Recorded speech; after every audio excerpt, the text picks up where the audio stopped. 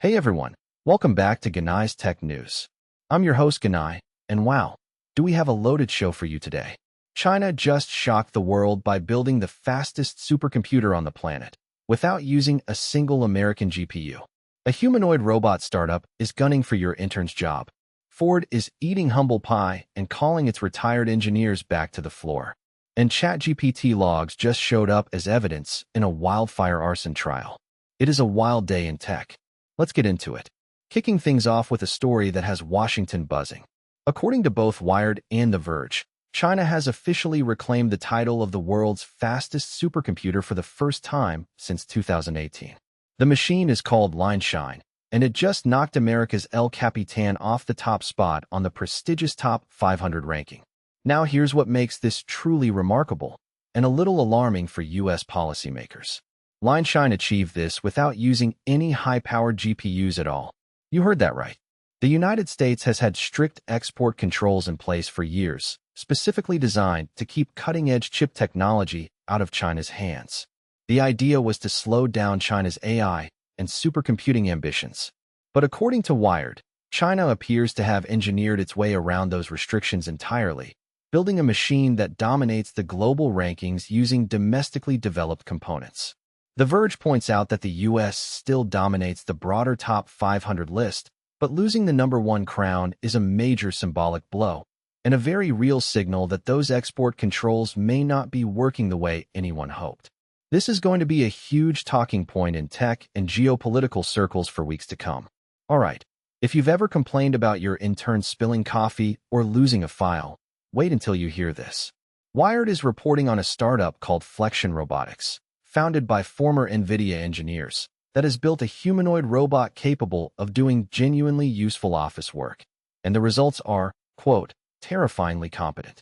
What sets Flexion apart from the pack isn't just the hardware, it's how they train these robots. Rather than relying purely on massive pre-programmed datasets, the ex-Nvidia team has developed a clever training pipeline that gets robots up to speed on real-world tasks much faster than traditional methods. We're talking about a robot that can navigate an office environment, handle objects, and complete structured tasks with a level of reliability that is genuinely starting to make the whole robots replace white-collar workers conversation feel a lot less hypothetical. Now, nobody's saying your job is gone tomorrow. But Wired's piece makes it pretty clear that the gap between robot as a novelty and robot as a productive worker is closing faster than most people expected. Keep an eye on Flexion Robotics. This startup could be a very big deal very soon. Here's a story that's part cautionary tale, part vindication for every experienced engineer who ever got pushed out the door in a wave of AI enthusiasm. TechCrunch is reporting that Ford Motor Company has quietly been rehiring what they're calling gray-beard engineers, seasoned, experienced veterans, after discovering that simply dropping AI tools into their workflow did not deliver the quality results they were banking on. And Ford's own leadership didn't sugarcoat it. TechCrunch quoted an executive who essentially said, and I'm paraphrasing here, "We mistakenly thought that just introducing artificial intelligence would produce a high-quality product. Spoiler, it didn't." This is a really important story, folks. There's been this assumption in a lot of industries that AI can shortcut its way past human expertise. Ford is now a high-profile example of what happens when that assumption meets reality.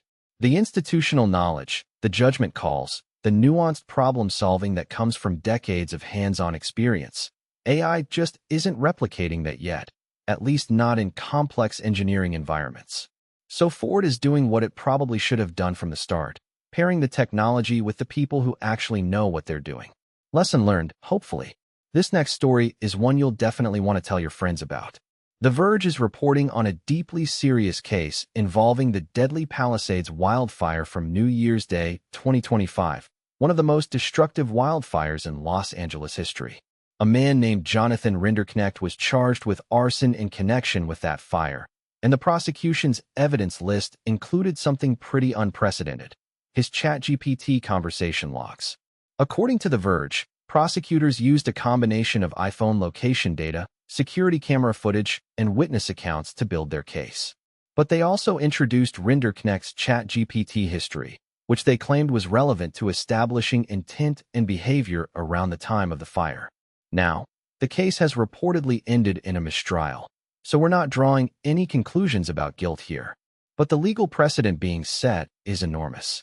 This may be one of the first prominent cases where AI chatbot logs were introduced as prosecutorial evidence in a serious criminal trial.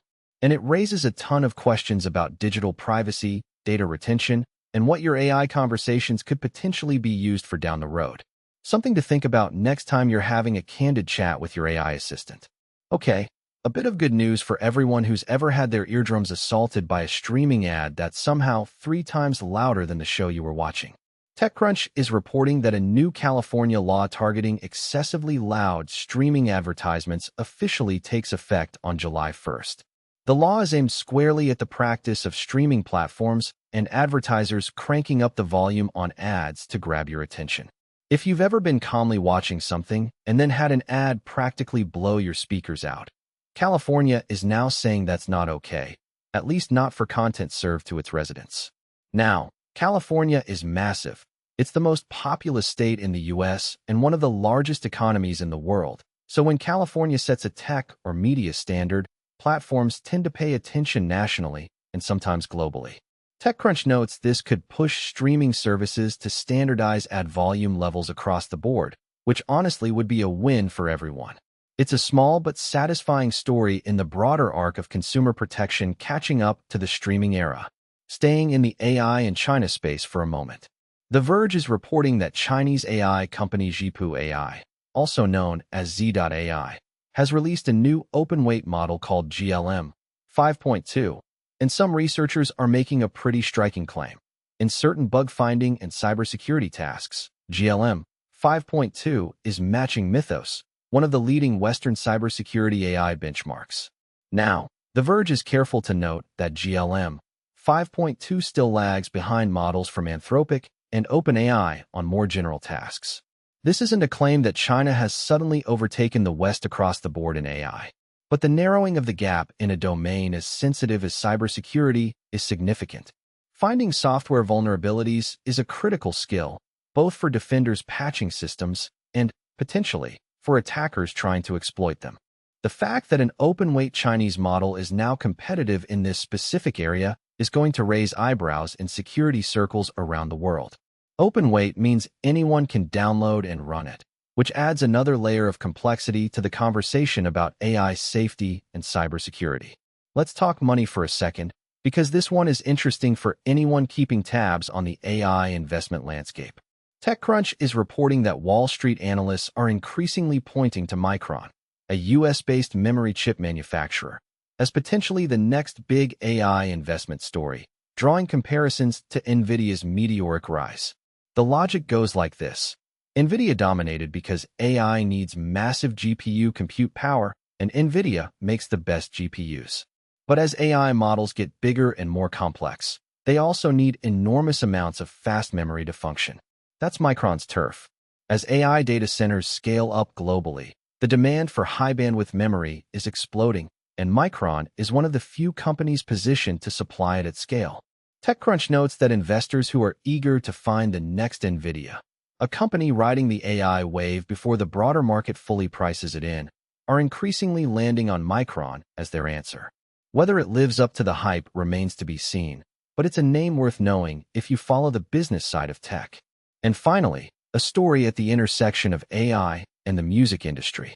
The Verge is reporting that Suno, the AI music generation platform, has launched a new program called Spark, an incubator designed to support independent artists. And this one is a little more nuanced than it might first appear. Spark will offer grants, mentorship, and marketing support to unsigned singers, songwriters, and musicians. On the surface, that sounds pretty great for indie artists who often struggle to get noticed. But The Verge frames it in a way that's worth paying attention to. Suno has ambitions to become not just an AI music tool, but an actual streaming destination.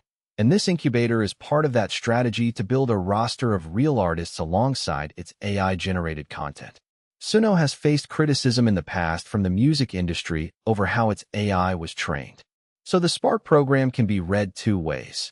Either as a genuine effort to support human creativity and build bridges with the artist community, or as a clever move to gain legitimacy and access to new talent and musical styles that can further feed its AI systems.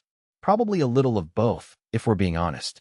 Either way, it's a fascinating development in the ongoing relationship between AI platforms and human artists. Watch this space. And that's a wrap on today's Genai Tech news. What a lineup! Supercomputers, robots, courtroom AI, and music incubators all in one show. The pace of change in tech right now is honestly staggering, and we're here every day to break it all down for you. If you found today's video useful, do us a solid and smash that like button. It genuinely helps more people find the channel. And if you're not subscribed yet, hit that subscribe button and ring the bell so you never miss an episode. We'll see you in the next one. Stay curious, everyone.